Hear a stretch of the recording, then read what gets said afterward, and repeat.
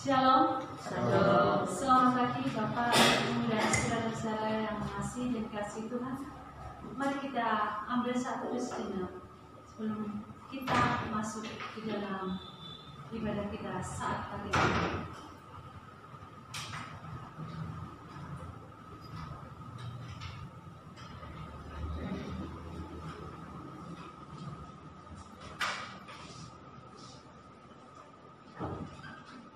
Amin. Saya mengundang Bapak Ibu, mari kita akan bawa pujian kepada Tuhan, pujian yang mengatakan ajarku mengerti.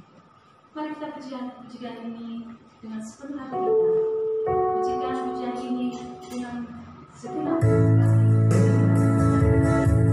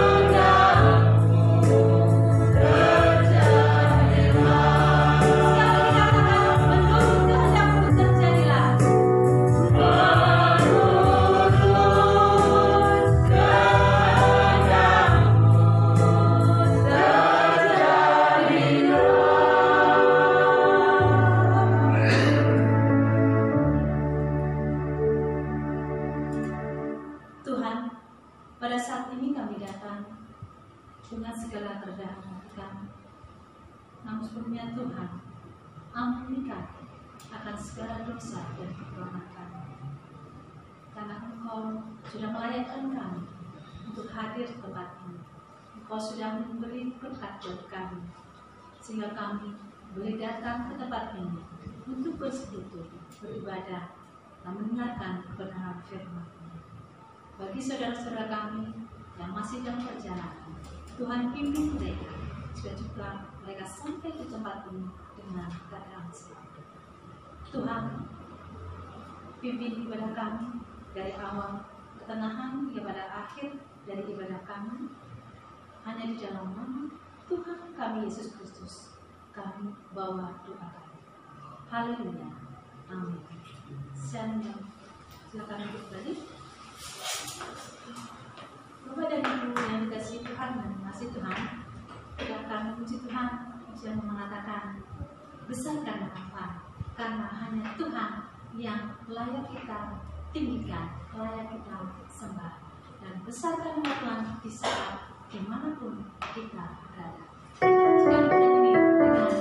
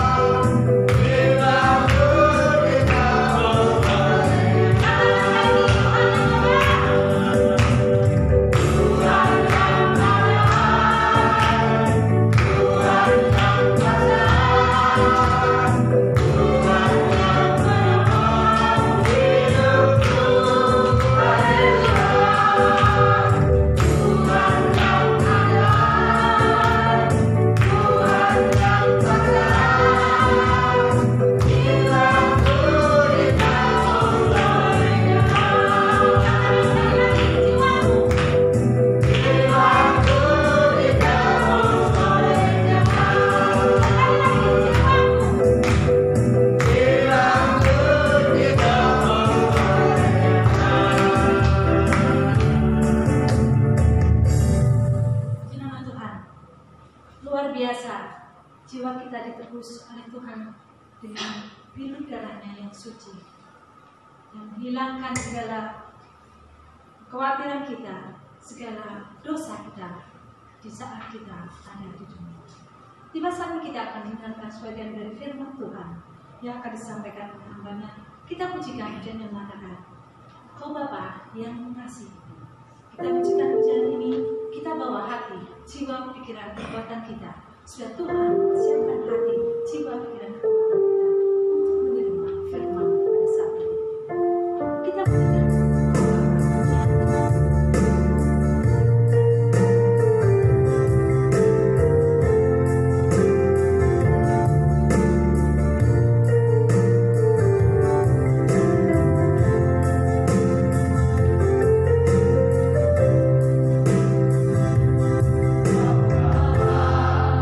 Yang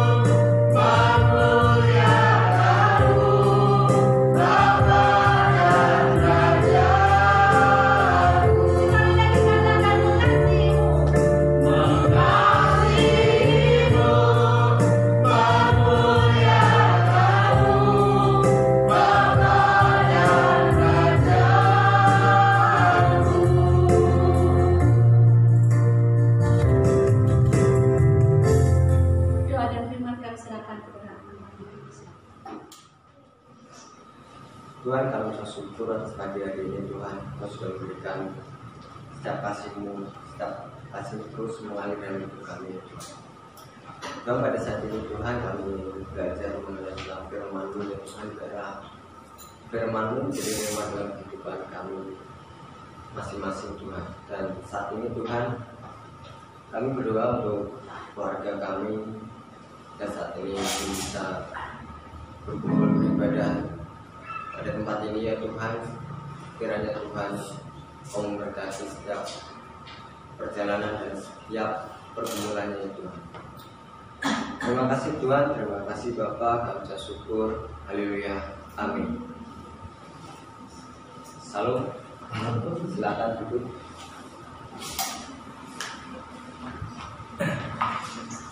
Salam. Kok tidak ada rasa semangatnya ya?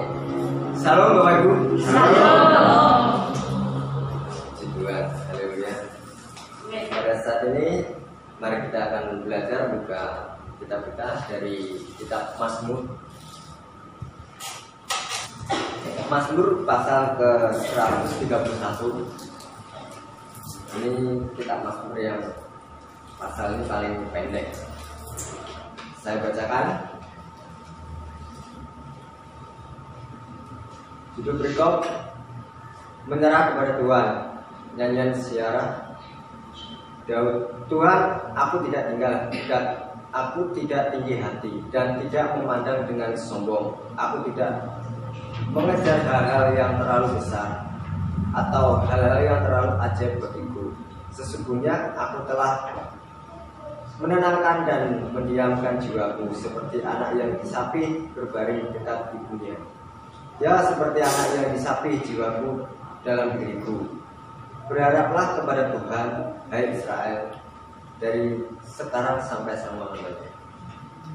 Nah, kenapa saya membahas dari kitab Mazmur dari pasal 131 ini? Saya teringat setiap orang pasti punya masalah. Setiap orang punya kegagalan. Nah, judul berikutnya sudah menyerah kepada Tuhan. Artinya kan, arti menyerah itu istilahnya pasrah dalam keadaannya, atau sudah ibaratnya sudah putus asa. Nah, apakah kita pernah mengalami seperti itu? Mungkin pernah, kalau tidak langsung pun pernah. Nah, tetapi dalam ayat tersebut, Tuhan, aku tidak tinggi hati. Di kalimat tersebut, Tuhan, aku tidak tinggi hati. Berarti dari kalimat tersebut suatu teguran bagi kita. Artinya apa? Pasal ini adalah salah satu pasal terpendek, mungkin paling terpendek dari kitab Mazmur. Dalam pasal ini Daud menulis Mazmur yang menunjukkan kerendahan hatinya. Pada saat ini mungkin banyak orang yang belum merasakan rendah hati. Mungkin masih belajar, semua setiap orang itu mengalami proses. Nah, dari ayat tersebut, padahal Daud adalah salah satu orang yang diberkati oleh Tuhan secara luar biasa. Tuhan telah mengurapi dan diberkati sejak muda. Jadi dari pasal ini sebenarnya perjalanannya Daud itu dari masa muda sampai tua pun sering diberkati oleh Tuhan. Dan apapun saat terjadi masalah pun Tuhan selalu ada. Terus di saat Daud pun punya masalah, di saat dia melawan Goliat, apakah Tuhan tidak campur tangan? Tuhan selalu ada. Nah, dari itulah kenapa kita sebagai umat Kristen selalu menyerah dalam keadaan. Nah, sedangkan di masa-masanya Daud banyak cobaan, banyak rintangan, tetapi dia percaya sama Tuhan, pasti Tuhan akan melindungi. Nah, terus di saat Daud punya masalah, apakah dia pikirannya atau hatinya down? Tidak, tapi dia selalu kuat dan bangkit. Nah, di ayat yang kedua, sesungguhnya aku telah menenangkan dan mendiamkan jiwaku. Artinya apa? Tuhan selalu ada. Jadi setiap masalah pun Tuhan tidak pernah pergi, Tuhan tidak pernah meninggalkan kita. Nah, selain itu Daud menulis begitu banyak mazmur yang salah satunya kita baca saat ini ya. Tapi dalam mazmur ini Daud justru tidak ingin memegahkan dirinya atas segala sesuatu yang pernah dicapainya. Daud menyadari bahwa semua yang dia dapat dan dia raih, yang dia lakukan adalah karena pertolongan Tuhan semata, bukan karena diri kita, bukan karena kekuatan diri kita. Terus ada beberapa hal yang dapat kita pelajari dari mazmur Daud ini terkait bagaimana kita tetap memiliki sikap rendah hati di hadapan Tuhan. Yang pertama, kita akan belajar kita tidak boleh tinggi hati, memandang orang lain dengan sombong. Itu pelajaran yang pertama dari ayat pertama atau ayat 1a. Tuhan, aku tidak tinggi hati. Nah, setiap manusia memiliki jalan hidupnya masing-masing. Benar nggak Bapak Ibu? Setiap orang punya jalan hidup masing-masing, punya cara masing-masing, punya pergumulan masing-masing, dan bagaimana dia menyikapi masalah itu, bagaimana dia merespon masalah itu, pasti punya jalan sendiri masing-masing. Nah, terus adakah kita melihat orang lain yang lebih buruk keadaan dari kita? Mungkin ada di luar sana yang punya beban masalah yang lebih berat dibandingkan kita. Tetapi bagaimana dia menyelesaikan masalahnya? Ada jalannya sendiri, yaitu percaya sama Tuhan. Ya, artinya apa? Kita selalu berdoa dan selalu menyerahkan diri kita kepada Tuhan saat punya masalah atau pergumulan. Nah, terus itu berarti Tuhan masih memberkati kita. Artinya apa? Tuhan itu masih peduli sama kita. Semakin banyak tantangan dan semakin banyak rintangan, Tuhan itu selalu tetap mengasihi kita. Jadi semakin kita bukan punya masalah ya, bukan kita selalu cari masalah, enggak. Tetapi semakin kita punya masalah pun, itulah cara Tuhan beruji kita. Jadi pertama, kita akan menjadi dewasa. Kedua, iman kita kuat. Ketiga, kita menjadi seorang patriot. Yang artinya di saat kita punya tantangan pun kita tidak lemah atau tidak merasakan down. Nah, terus yang kedua kita tidak mengejar hal-hal yang terlalu besar. Nah, yang kedua adalah kita tidak mengejar hal-hal yang terlalu besar. Kita bisa melihat di ayat yang pertama, aku tidak mengejar hal-hal yang terlalu besar. Ya, artinya apa? Kita boleh punya keinginan sebesar mungkin. Contohnya, Tuhan, kalau seumpama kita berdoa, Tuhan, aku ingin punya pesawat. Itu masuk akal nggak? Mungkin secara pemikiran kita tidak masuk akal, tapi mungkin dalam pikiran Tuhan itu masuk akal. Karena apa? Apapun Tuhan itu bisa. Nah, tetapi sebelum kita menginginkan sesuatu itu, kita harus berpikir dua kali. Kalau saya ini minta Tuhan, saya ingin pesawat. Nah, tempat parkirnya mana? Terus yang kedua, Tuhan minta helikopter. Nah, tempat parkirnya yang mana? Yang kalau ya oke lah, kita selalu bilang kalau kita meminta Tuhan itu jangan setengah-setengah. Yang artinya apa? Jangan mintanya harus secara detail. Tuhan, aku ingin punya ini.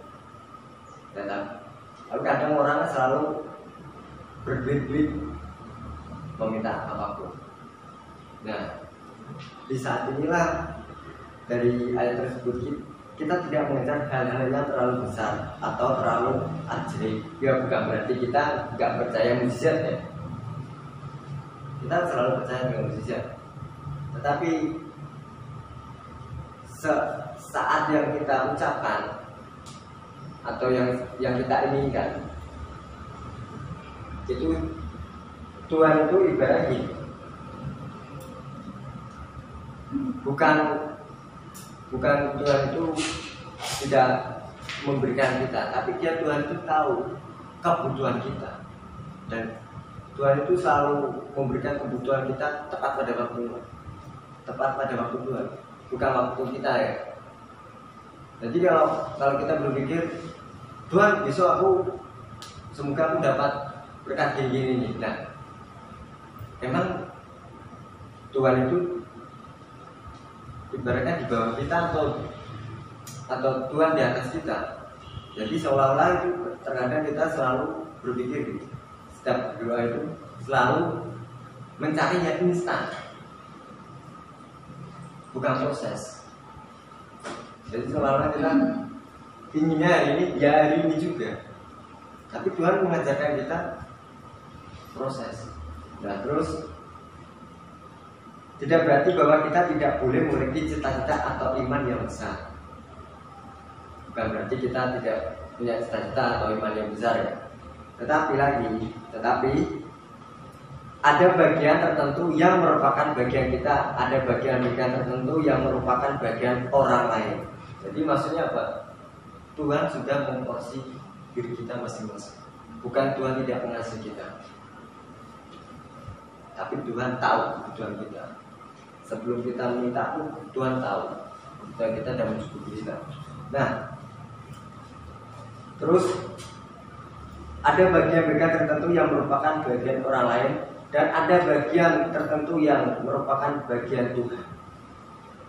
Kita tak dapat mengerti rencana Tuhan.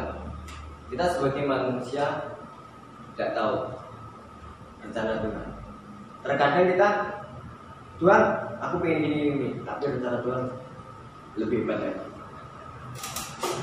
Contohnya hari ini, mungkin saat ini rata-rata Jumat, rata-rata sebagai petani, apalagi saat musim saat ini, setiap tanaman gimana ya, ada banyak keluh kesah. Tuhan, setiap saya doa gini, Tuhan semoga tanaman pada panenan tahun ini semoga baik dan lancar dan harga mahal. Saya berpikir gitu. Tapi itu rencana saya, rencana doa saya. Tapi rencana Tuhan lebih dahsyat lagi. Jadi seolah-olah kita kayak selalu berpikir ya, Tuhan aku pengen saat ini juga tanaman itu baik, tanaman manusia. Tapi Tuhan lebih keren lagi. Mungkin kalau kita mintanya Tuhan semoga panenanku harganya mahal, tapi kita nggak minta beratnya berapa, hasilnya semakin tambah banyak atau tidak. Nah itulah apa yang kita terpikirkan, itulah yang Tuhan memikirkan kita. Nah yang ketiga, kita harus belajar tenang dan diam. Nah ini yang keren ya. Ini juga dari ayat ini adalah apa ya? Ayat ini mengajarkan sikapnya Daud. Sesungguhnya aku telah menenangkan dan mendiamkan jiwaku. Ya, artinya apa? Di saat kita punya masalah, mesti selalu kita merasakan gondok. Artinya apa? Kita selalu emosi yang pertama, jengkel. Tapi ayat yang kedua, sesungguhnya aku telah menenangkan dan mendiamkan jiwaku. Ya ini harus belajar tenang dan diam. Nah, ini yang paling sulit. Sama seperti seorang anak yang tenang di dekat ibunya. Kita sebagai orang beriman yang percaya sama Tuhan ya, kita seolah-olah itu seperti anak yang baru lahir. Yang artinya apa? Kita merasa kita selalu harus dituntun terus, selalu diingatkan, ya selalu dibimbing. Kita harus belajar tenang dan diam. Ini bagi saya sulit. Kalau orang punya masalah, kalau sikapnya tenang dan diam, nggak mungkin. Pasti satu, dia akan emosi. Dua, dia akan merasakan mungkin jengkel, marah-marah. Terus hatinya itu membara-bara. Nah, tetapi firman Tuhan mengajarkan apa? Kita harus belajar tenang dan diam. Ini yang paling keren di dalam ayat 2. Sesungguhnya aku telah menenangkan dan mendiamkan jiwaku. Terus dalam kondisi apapun ada ketenangan yang luar biasa ketika kita dekat dengan Tuhan. Di saat kita emosi, pasti pertama kita tidak terkontrol. Kedua, kita selalu lupa mengatakan atau berdoa kepada Tuhan. Istilahnya kita, waduh, puji Tuhan, waduh, haleluya, keren kan? Kalau kita punya masalah kayak gitu, waduh Tuhan, puji Tuhan, kita punya masalah, nggak ada itu orang seperti itu, masih ngeluh. Terus seandainya kalau kita punya masalah, aduh, haleluya, keren, ada masalah loh. Tapi banyak orang nggak suka. Ini yang pertama, pasti marah-marah. Contohnya kita kalau berangkat ke gereja, ada yang nyerempet kita. Baik, sikap kita yang pertama, bang, oke lah, kita nggak harus menjelaskan. Mesti marah-marah tentang perkataan yang tidak berkenankah atau emosikah, pasti itu. Tetapi kalau ada orang di jalan punya masalah, serempet orang lah, saya bilang, haleluya, keren, punya masalah. Nggak ada itu, orang kayak seperti itu nggak ada. Tapi kebanyakan kita selalu lupa mengatakan yang beralkitabiah, bukan berarti kita seolah-olah enggak. Tetapi kita, apa yang kita ucapkan, apa yang kita katakan di perkataan atau kalimat itu kalimat adalah bunga atau rasa. Karena apa? Semakin kita sering mengatakan perkataan kotor, itu semakin kebiasaan. Bagaimana kita mengurangi, bagaimana kita bisa perkataan dengan baik atau menegur seseorang dengan baik? Ya pasti solusinya pertama baca firman Tuhan. Itu bukan menurut saya, tapi saya sudah pernah mengalami seperti itu. Saat saya punya masalah, selalu mungkin setidaknya 2 ayat, 3 ayat. Saya baca firman Tuhan seperti itu. Gak harus 1 pasal atau 5 pasal, tidak. Tapi 1 ayat itu tapi setiap hari, atau 2 ayat itu setiap hari. Artinya apa? Semakin saya baca firman Tuhan, kalimat apapun akan terucap seperti firman. Nah, artinya apa? Setiap kita menegur seseorang, kita nggak pernah menyakiti hati seseorang. Terus yang kedua, kita akan menjadi motivasi seseorang. Di saat tetangga kita punya masalah, kita sebagai orang beriman ya, orang percaya sama Tuhan, seharusnya kita itu seperti lilin di tengah-tengah kegelapan. Yang artinya apa? Kita menerangi, bukan menyakiti. Itulah yang sering terlupakan dalam diri kita. Kalau saya nongkrong sama teman, kalau diskusi, saya mengatakan gini. Kemarin saya pernah nongkrong sama teman, ya hari Jumat, nongkrong sama teman lebih bilang gini. Sebenarnya menurut kamu anak-anak muda saat ini nakal atau enggak? Kalau menurut saya sih fleksibel aja. Orang nakal tuh dilihat apanya. Saya katakan seperti itu sama teman. Pas diskusi, pas nongkrong, saya ya saling bercanda lah, maksudnya dalam bercanda dan diskusi.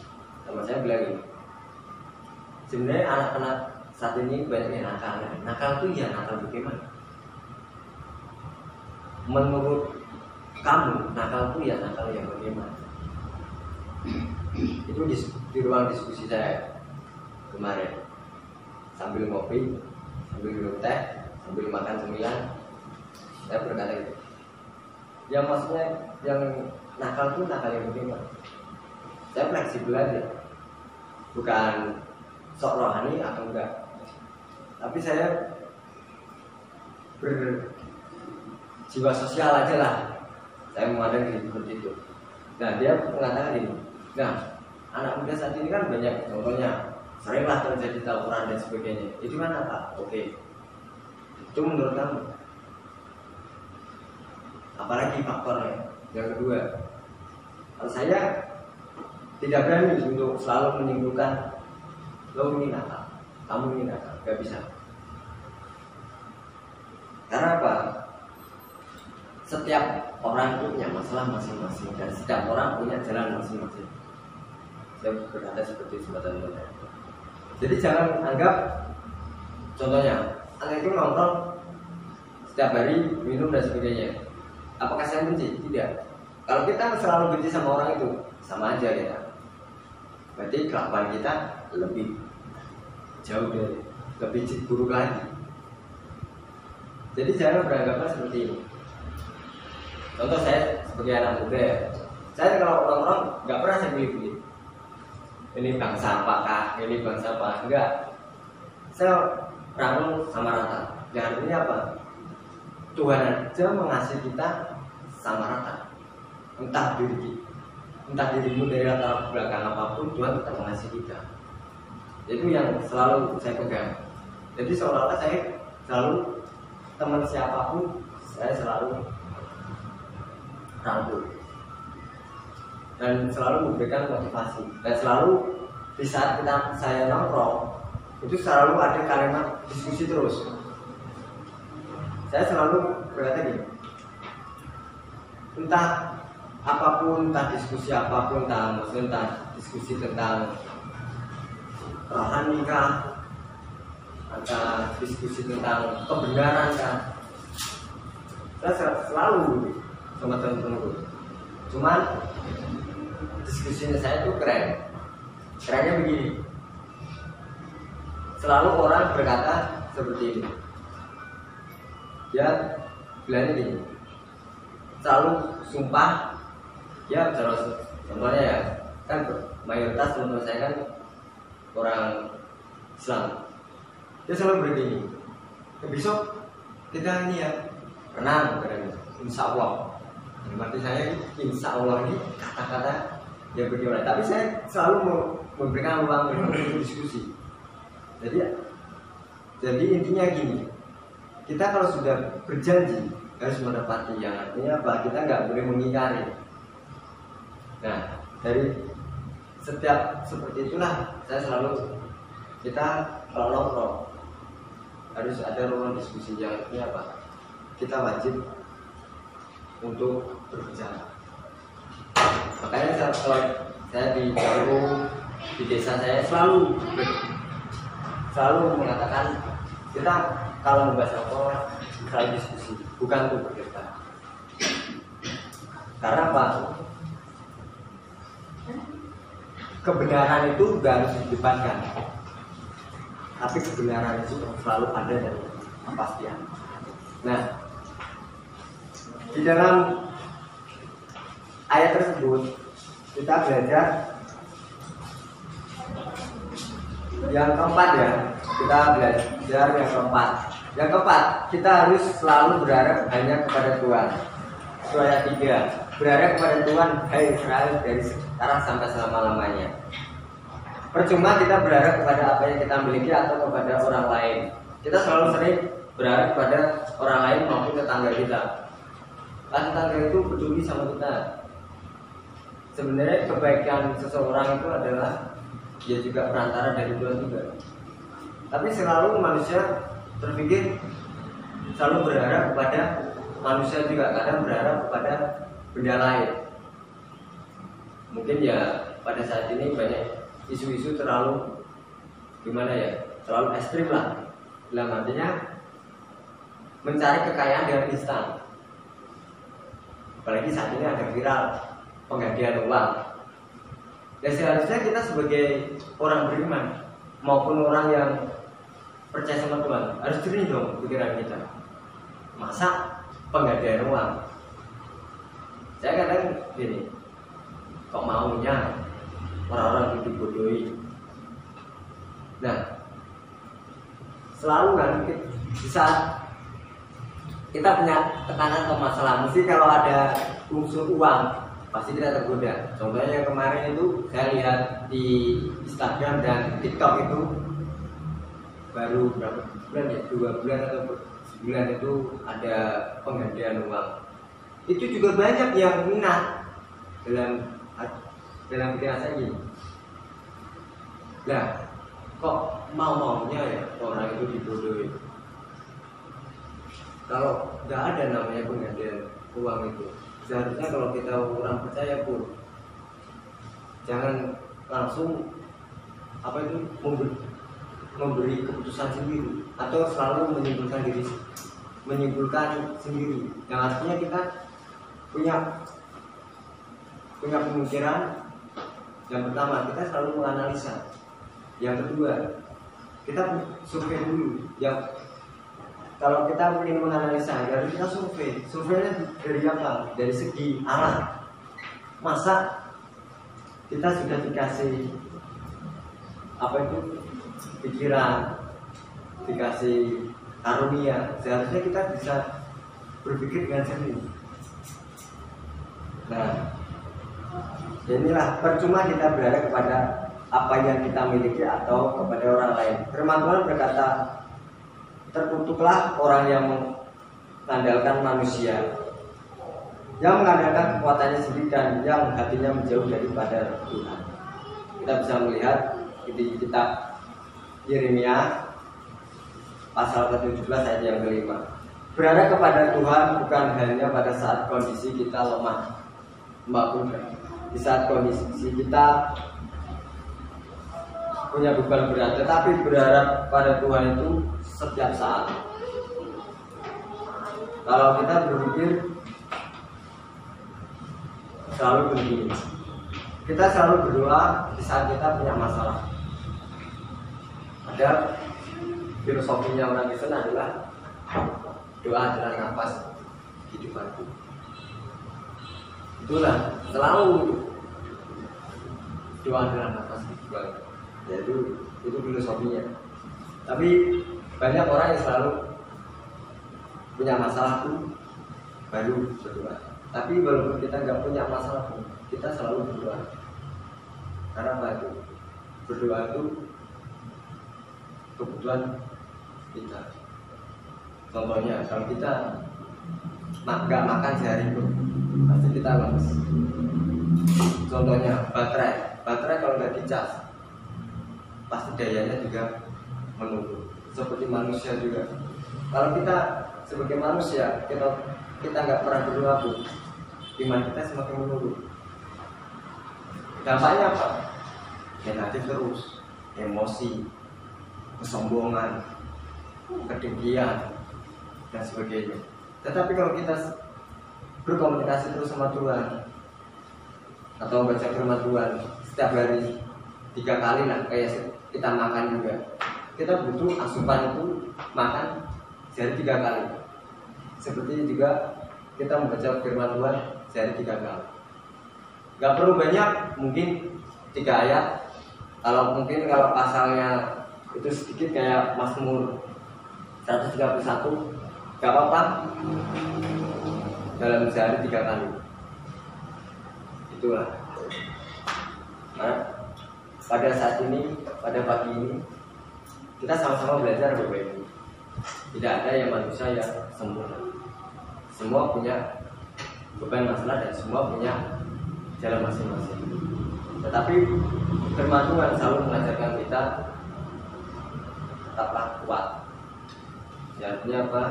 Setiap punya masalah pun Tuhan tidak pernah meninggalkan kita. Mungkin dari saat ini kita sering melupakan, apalagi banyak-banyak ibadah online.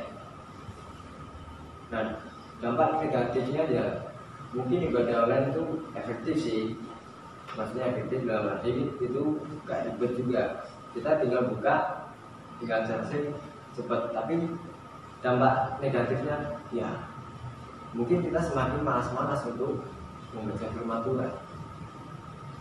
Saya selalu menyempatkan waktu mungkin sebelum tidur selalu baca ayat apa ya, dan cukup.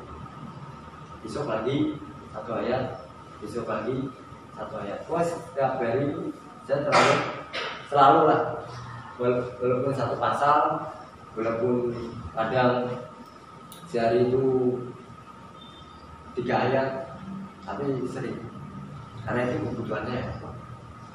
Saya merasa kalau saya nggak baca firman Tuhan, sama seperti HP kalau nggak dicas pasti dayanya menurun. Seperti manusia juga, manusia kalau tidak makan pasti daya kita juga lemah.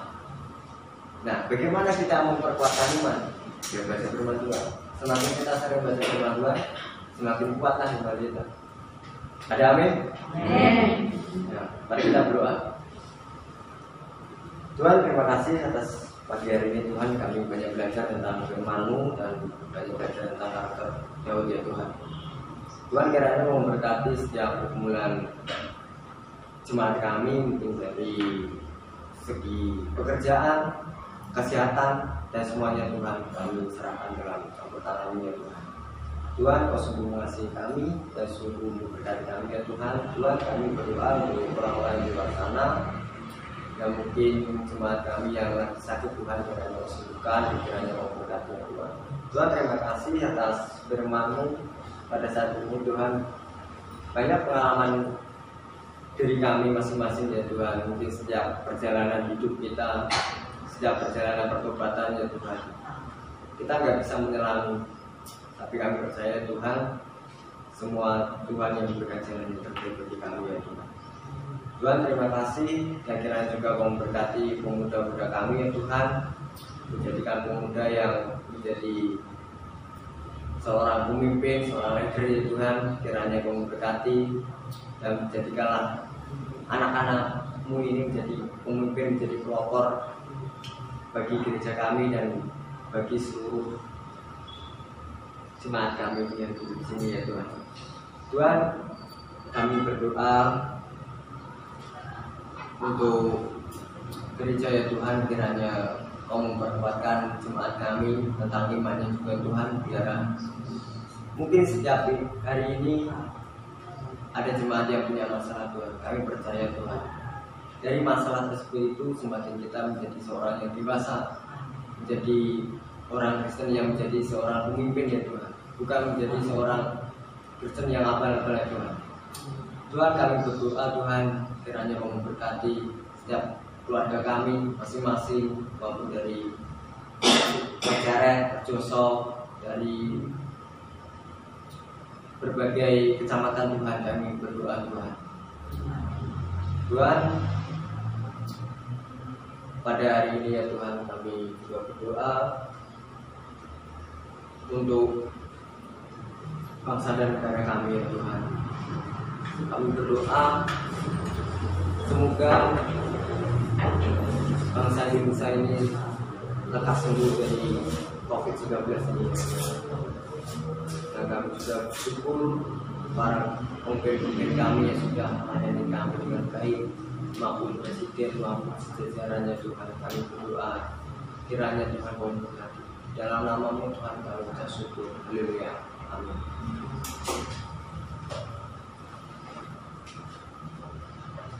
Mari kita berdiri bersama-sama. Terima kasih Tuhan untuk perintah Tuhan dalam ibadah kami. Terpujilah nama-Mu ya Tuhan atas segala halnya dalam kehidupan kami. Dan kami bersyukur kehadirat-Mu ya Tuhan Yesus untuk kebenaran firman-Mu. dan segala puji hormat hanya bagi Engkau ya Tuhan. Pakai Mas Dio lebiran bagi kemuliaan ya Tuhan Yesus. Terima kasih ya Tuhan. Dan kami akan pulang, kami serahkan perjalanan kami dalam kuasa-Mu, hati, pikiran, jiwa, dan kekuatan kami ya Tuhan. Allah sumber berkat, sumber kekuatan, dan sumber kuasa, kasih di dalam Yesus Kristus, dan oleh Roh-Nya yang kudus, penyertaannya selalu setiap hari bagi kita sekalian. Biarlah anugerah dan sejahtera dari Allah Bapa dan Roh Kudus memberkati Bapak Ibu, dan damai sejahteranya, kasihnya menyertai Bapak Ibu Saudara sekalian dari sekarang sampai Maranatha Tuhan Yesus datang kedua kali. Amin.